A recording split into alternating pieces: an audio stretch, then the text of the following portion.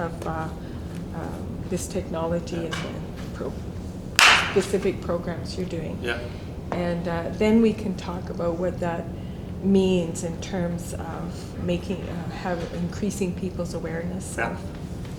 And I understand that you know an awful lot about the individual thing in abatement solutions. I do. I Yeah, know a some, bit? yeah. Okay. Yeah, absolutely. So we yeah. can Yeah. some of those. Okay. Sure. So we're ready? Yeah, I'm just gonna do one. Everybody hydrate.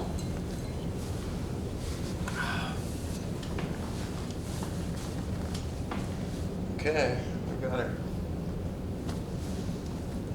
Ready? Yep. So, Jonathan, first of all, I'd like you to give us your name and spell your name and your title and tell us where you're working. Sure. My name is Jonathan Marcotte, Jonathan, Marcotte, Marcotte. I am operations and director, I am director of operations and development for National Geographic Night Sky Odyssey. Okay. Now, we've met you at the Jasper Dark Sky Festival, and you were giving presentations. Tell us about your presentation. So what Night Sky Odyssey is, we came up with the idea because we realized that people were often asking a lot of the same questions about the night sky. And we realized that there was no real way to reach out to a wide audience. You know, when you go to astronomy events, it's often smaller groups, people lined up on a telescope, discussions, a few star parties, stuff like that. But there was no way to reach a large audience, you know, like a few dozen people, maybe hundreds of people. So we thought, how can we make this a better way? And we thought of so many different ideas of how we could do it, you know, and we know some of them already, the classic domes that are inflatable and planetariums like that. But we came upon this idea of how could we possibly create an augmented reality experience. You know, we're seeing all this technology change quite a bit, and we'd like to use technology as a tool to be able to highlight what is up in the night sky and how the night sky has been used through time. Because, yeah, there is the element of sitting down and looking up at the night sky and just being in awe, but the night sky was a tool for generations and generations of people. And we figured out, you know, what a better way to do it than to be able to storytell while using technology and be able to reach a really wide audience with it. So what we do is we have these augmented reality headsets that people put on. We play a soothing soundtrack, and we have people sit down and listen to the stories of the night sky. As you can imagine, every culture has their own night sky stories. Start that again. So as you can imagine, every culture has their night sky stories, and we want to be able to bring those stories to people throughout the world. So you're essentially inserting people right into that experience of being out there amongst the stars? Yeah, exactly. So the tool, when you put on the headset, you actually see the real stars through the headset, and you have projections of the constellations. So what we're using this time is the Greco-Roman stories, and so people get to look up in the sky. They look at a constellation, Cassiopeia, for instance, and they will see her superimposed over the actual real stars in the sky. So it gives them a good idea of what they're looking at, the imagery that people have been using for years to visualize up in the sky to tell their stories, and it's also been used as a tool to show people what they're missing, because we use this in cities as well. In cities which are full of light pollution, you sometimes only see one or two stars. So when you put on this headset and you look up, you realize that it kind of opens up the sky to what you're missing out on. So planetariums, schools, and stuff like this are using this to create awareness about dark sky preservation, what happens when you have all these lights, and what you might be missing in the sky. So who is supporting this? So This is a project that started in Sutton, Quebec. My colleague, Jeremy Fontana, is the creator of the project, and he owns a park, a private park in Quebec. The whole idea came from people always coming to his park, which is carefully placed between three beautiful mountains in the Quebec countryside. And because we're kind of in a valley, it allows us to be blocked off from the different metropolitan cities that are around. And we have a perfect dark sky. So what we did is we approached RASC to get a dark sky accreditation. We used all their little measuring techniques to figure out how dark our sky was. They almost didn't even believe us the first time we sent out our readings. And we got the accreditation. We're the second private site in Canada. And we used that to create our experience. And what we've done with this is we actually built an amphitheater, a stargazing amphitheater in the mountainside. So we have a 184-seat amphitheater with heated seats, and we invite people to come look at our stargazing show, Night Sky Odyssey, which is called Observatoire in Quebec.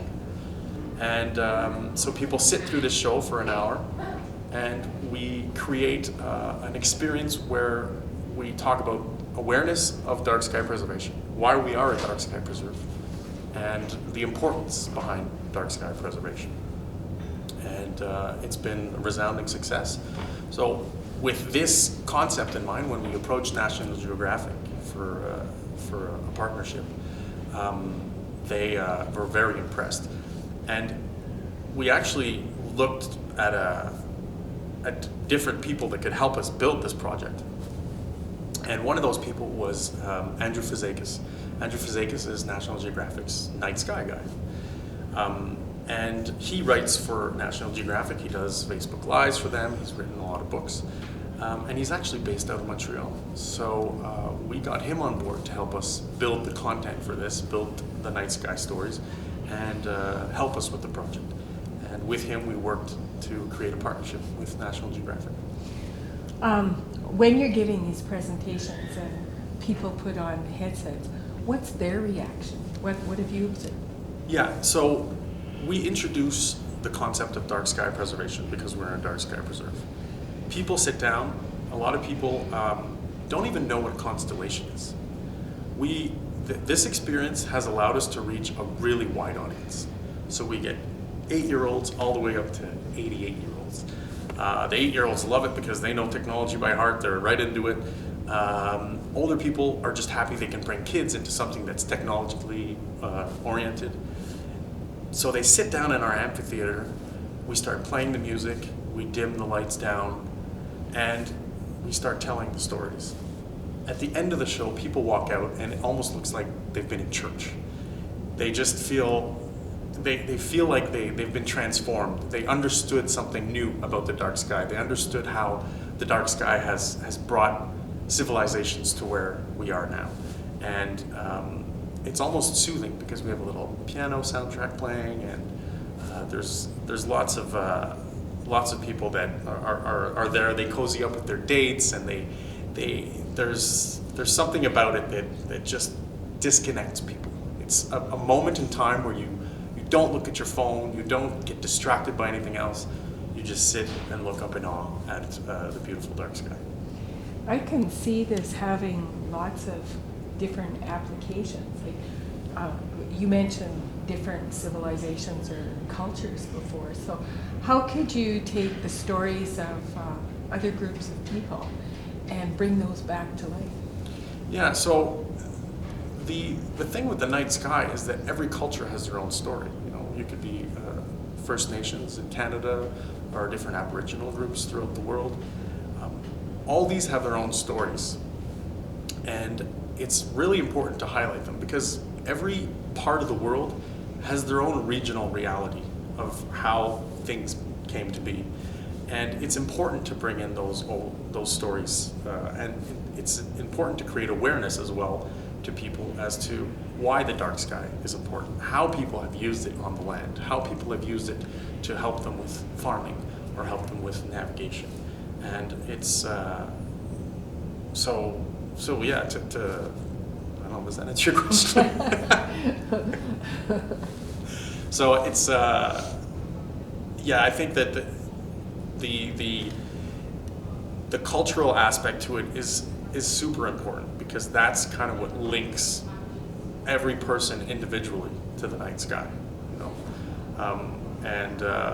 I mean, some cultures, there are some cultures that there's some well, no, I can't say that.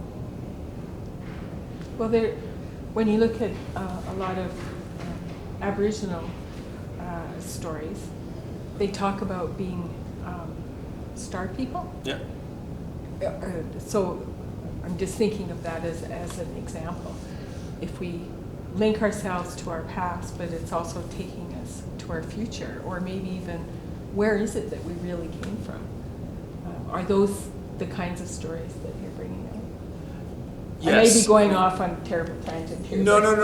But I mean, and that's the thing. Like, this project has existed only about a year and a half, so we're still digging through all these different cultural stories. We're also learning as well, because there's some cultural stories that we can tell, and there's some that we cannot tell, that are reserved for only a special few people. So we're working around that. But I think that we're giving a platform, and we're giving the technology and a tool for these cultures to be able to highlight those night stories, put them in a more accessible environment, and to be able to create something that's more mainstream, that allows everyone to be interested about it, not just a niche market. One of the problems, of course, is that we want dark skies, but the stars have been stolen from us. So how do we get those stars back? If we look at the idea of light pollution, Yeah. and then measures to Yeah. abate that pollution, Yeah. what would some of those be? You know, it's kind of weird when I think of LEDs. LEDs were actually created by the space mission. So we use them now because they're cheap and they're inexpensive, but they were created for the space mission in the first place. They got so popular and so inexpensive to use that their use now is almost blinding blinding the actual sky that we want to look up